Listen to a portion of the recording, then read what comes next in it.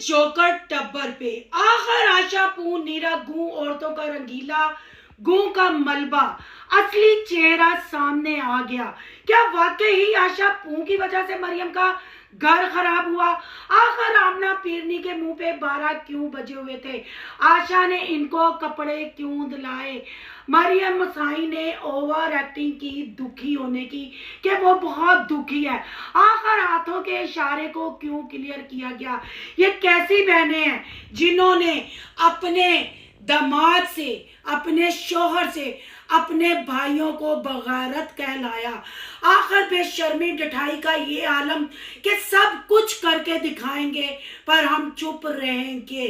आखिर मरियम क्यों नहीं बोल रही? क्या जो बातें मैंने पहले की थी, पहले दिन से कर रही थी कि ये शादी एक डील है, एक कंटेंट है, या ये शादी हलाला के लिए की गई है? आखिर इस शादी का मकसद क्या था? क्या जिस भाई बलाल ने अपनी बहनों को यूट्यूब पे पाकिस्तान की पहली गोल्डन बटन हासिल करने वाली लेडी बनाया, आखिर उन्हीं बहनों ने भाइयों को बगारत डिजिटल दलाल बना दिया? क्या डॉलर का नशा इतना है कि इस्तों की नीलामी करना शुरू हो जाए? आज करेंगे इन बातों पे तबसरा। आज की वीडियो बहुत जबरदस्त होने जा रही है। वीडियो पसंद आए लाइक शेयर कमेंट लाजमी कीजिएगा। करते हैं वीडियो स्टार्ट। अस्सलाम वालेकुम फ्रेंड्स, आप सब कैसे हैं?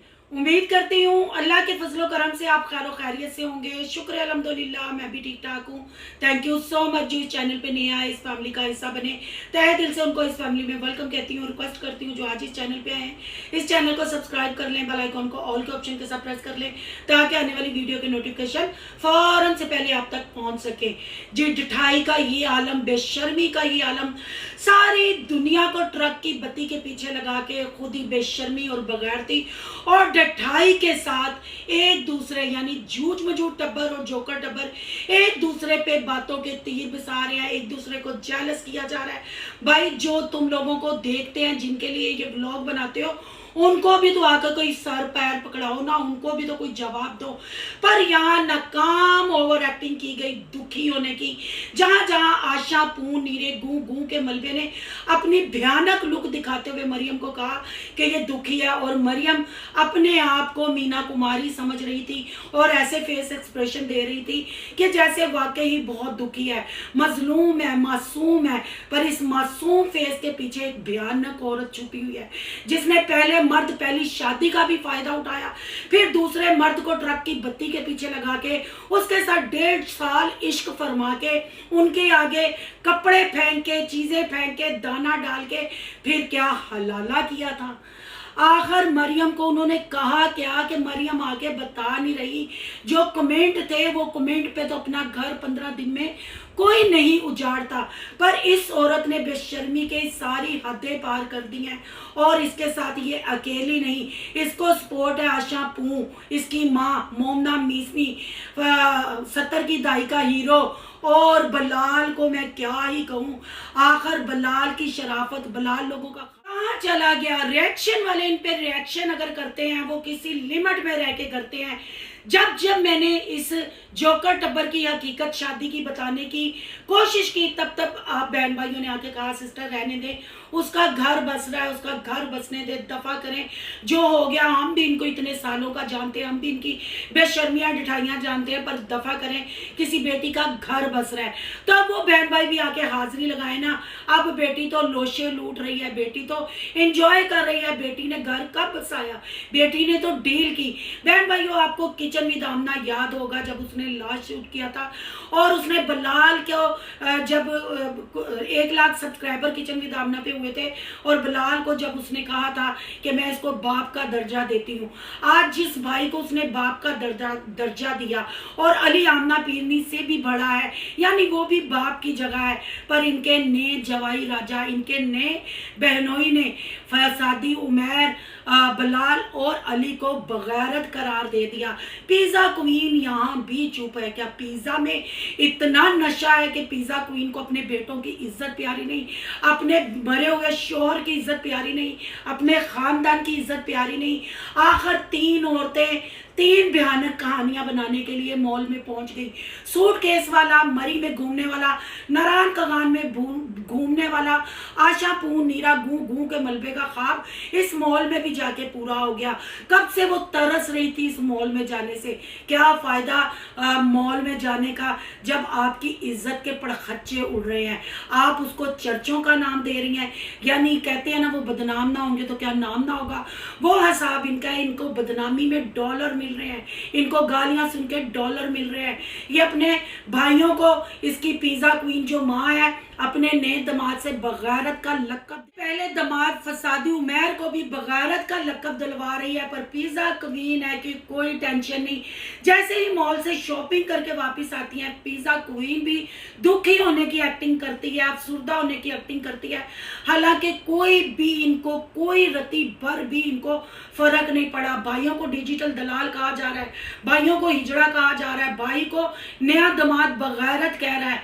पर ना जी ना, इन बहनों ने कसम खाई है। जिस भाई ने इनकी पहचान बनाई, जिस भाई ने इनको फेम दिलाया, जो भाई इनको यूट्यूब पे लाया, आज वही इनकी यूट्यूब फैमिली और इनके घर का नया दामाद इनके जवाई को और बेटों को आईना दिखा रहा है।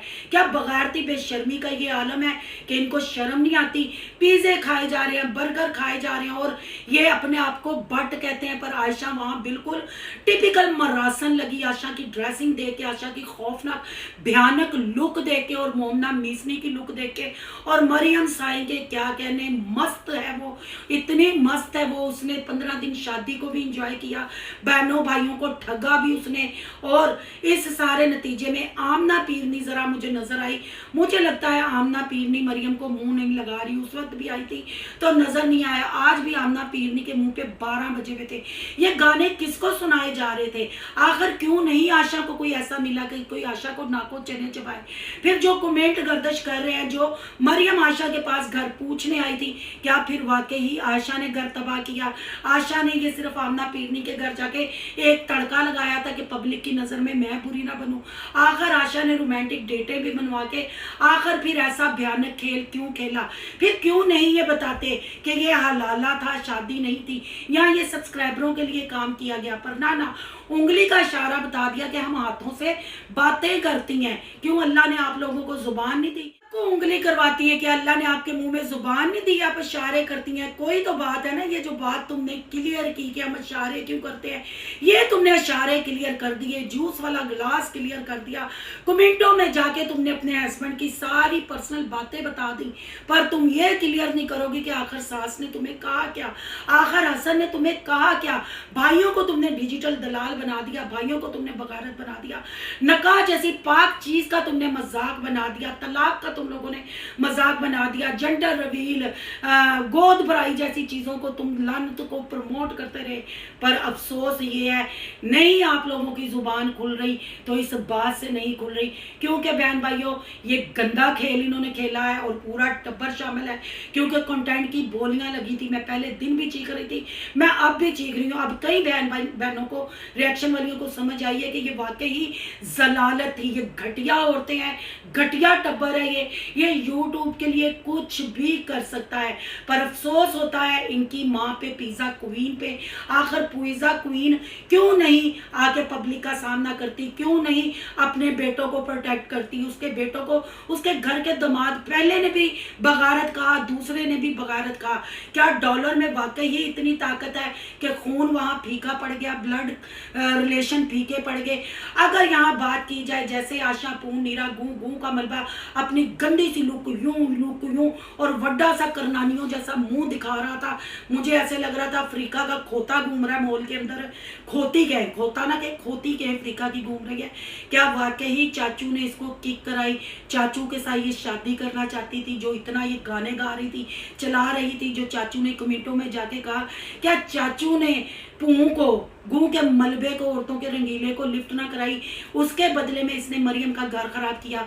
अगर मरियम ने दूध पीती बच्ची नहीं कि इसके लिए घर खराब कर दे। मरियम ने 2 साल इस चीज पे वर्क किया, मरियम का ये कंटेंट था, मरियम ने धूम धड़के से ये कंटेंट कैच करवाया।